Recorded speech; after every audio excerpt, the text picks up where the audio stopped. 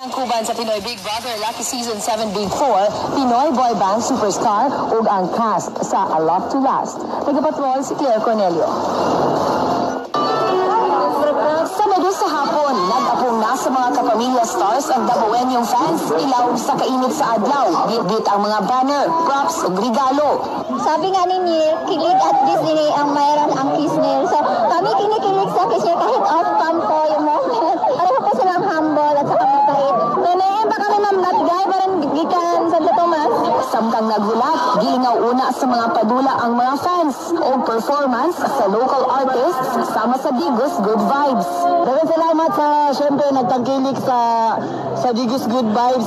Pero dihang nag-perform na ang Pinoy Big Brother Lucky Season 7 Big Winners nga sila Kisses, Maymay, Edward ug Yong. Wala kapugong sa ilang excitement ang mga fans.